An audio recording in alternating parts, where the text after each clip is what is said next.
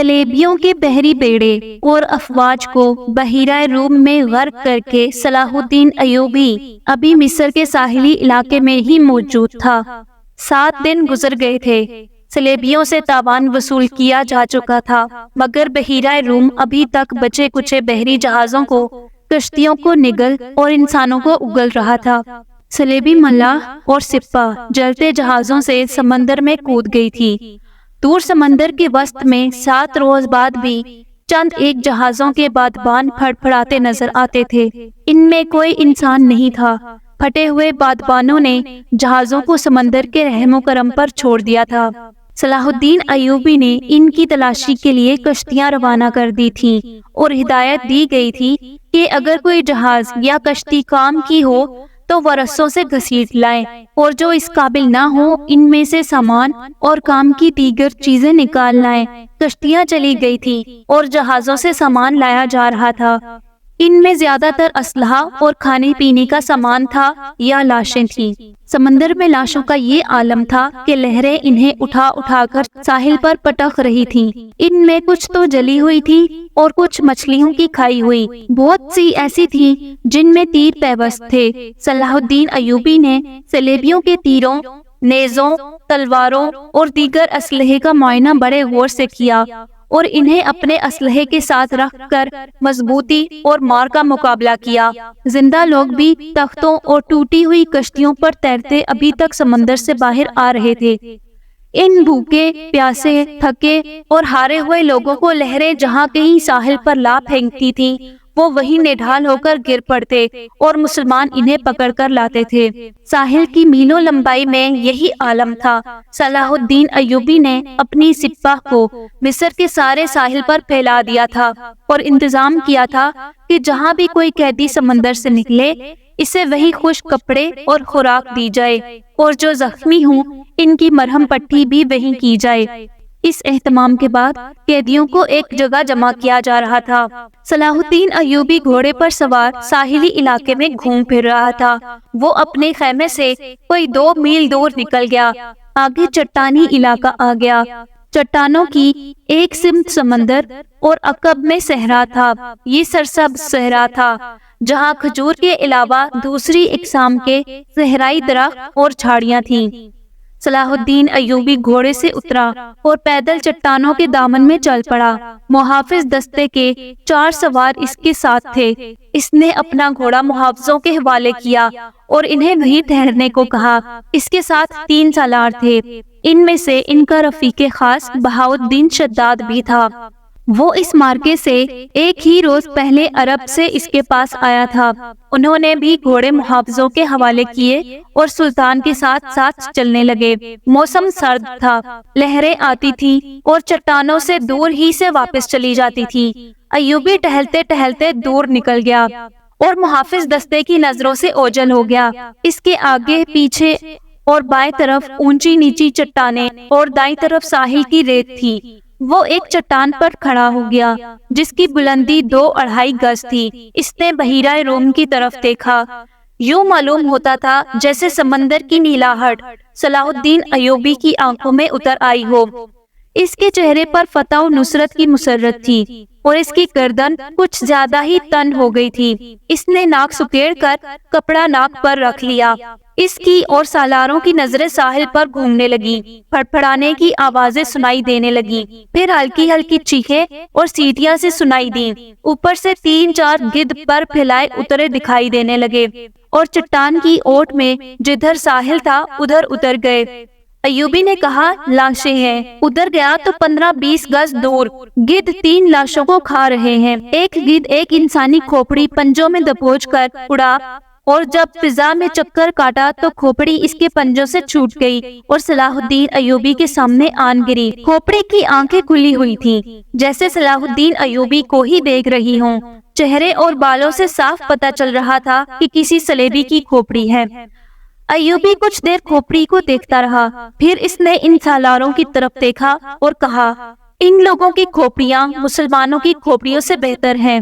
یہ ان کھوپڑیوں کا کمال ہے کہ ہماری خلافت عورت اور شراب کی نظر ہوتی جا رہی ہے۔ صلیبی چوہوں کی طرح سلطنت اسلامیہ کو ہڑپ کرتے چلے جا رہے ہیں۔ ایک سالار نے کہا۔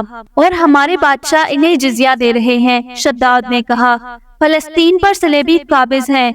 سلطان، کیا ہم امید رکھ سکتے ہیں کہ ہم فلسطین سے انہیں نکال سکیں؟ خدا کی ذات سے مایوس نہ ہو شداد، صلاح الدین ایوبی نے کہا۔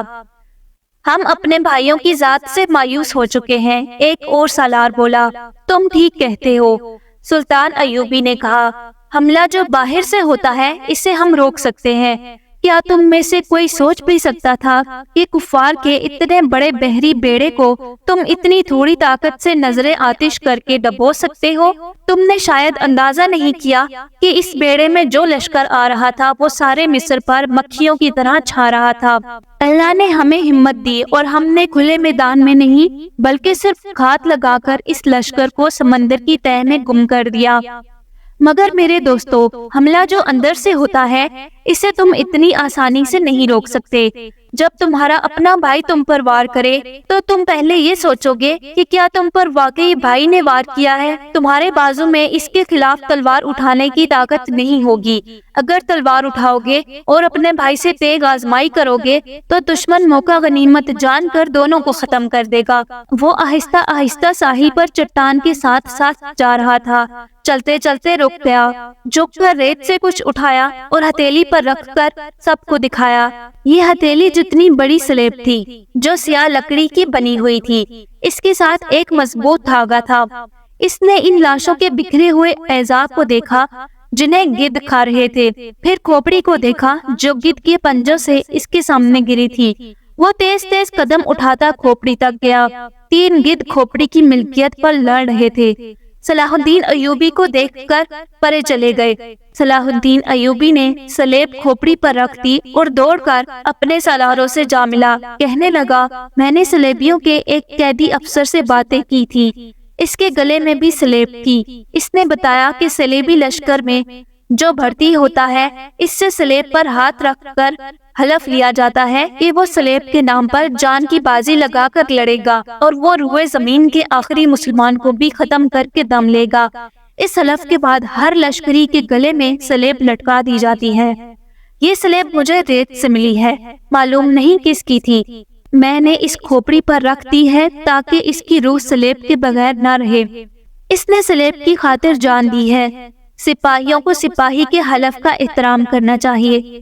سلطان، شداد نے کہا، یہ تو آپ کو معلوم ہے کہ سلیبی یروشلم کے مسلمان باشندوں کا کتنا کچھ احترام کر رہے ہیں۔ وہاں سے مسلمان بیوی بچوں کو ساتھ لے کر بھاگ رہے ہیں۔ ہماری بیٹیوں کی آبرو لوٹی جا رہی ہے۔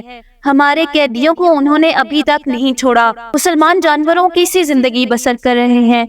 کیا ہم ان عیسائیوں سے انتقام نہیں لیں گے؟ انتقام نہیں، صلاح الدین ایوبی نے کہا، ہم فلسطین لیں گے، مگر فلسطین کے راستے میں ہمارے اپنے حکمران حائل ہیں۔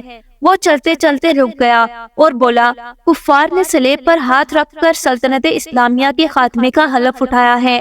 میں نے اپنے اللہ کے حضور کھڑے ہو کر اور ہاتھ اپنے سینے پر رکھ کر قسم کھائی ہے کہ فلسطین ضرور لوں گا اور سلطنت اسلامیہ کی سرحدیں افق تک لے جاؤں گا۔ مگر میرے رفیقو، مجھے اپنی تاریخ کا مستقبل کچھ روشن نظر نہیں آتا۔ ایک وقت تھا کہ عیسائی بادشاہ تھے اور ہم جنگجو۔ اب ہمارے بزرگ بادشاہ بنتے جا رہے ہیں اور عیسائی جنگجو۔ دونوں قوموں کا رجحان دیکھ کر میں کہہ رہا ہوں کہ ایک وقت آئے گا جب مسلمان بادشاہ بن جائیں گے مگر عیسائی ان پر حکومت کریں گے۔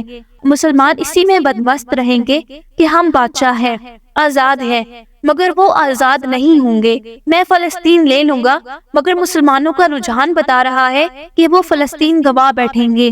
عیسائیوں کی کھوپڑی بڑی تیز ہے۔ 50,000 سوڈانی لشکر کو کون پال رہا ہے؟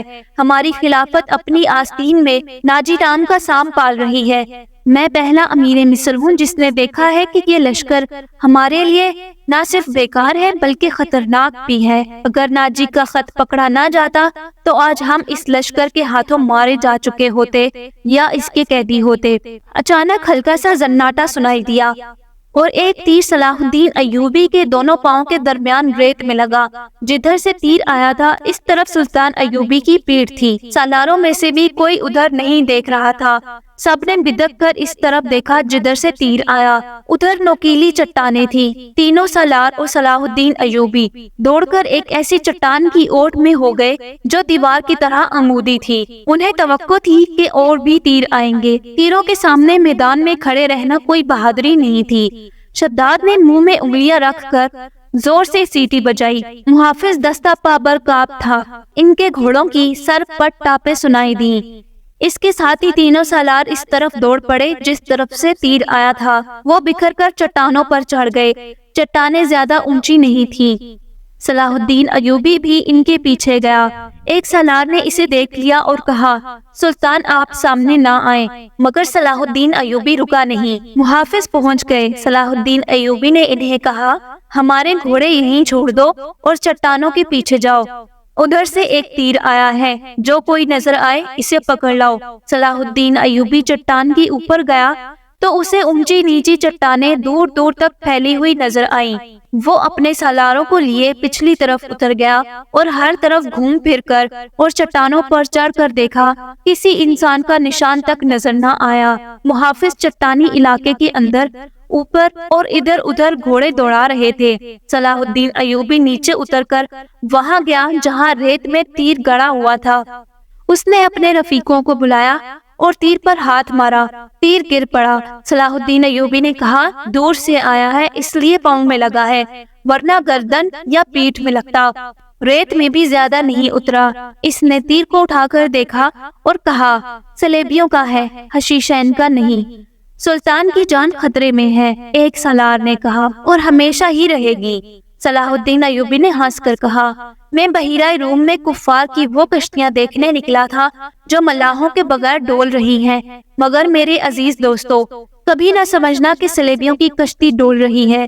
وہ پھر آئیں گے، گھٹاؤں کی طرح کرشتے آئیں گے اور برسیں گے بھی، لیکن وہ زمین کے نیچے سے اور پیٹھ کے پیچھے سے بھی پار کریں گے۔ ہمیں اب سلیبیوں سے ایسی جنگ لڑنی ہے جو صرف فوج نہیں لڑے گی۔ میں جنگی تربیت میں ایک اضافہ کر رہا ہوں۔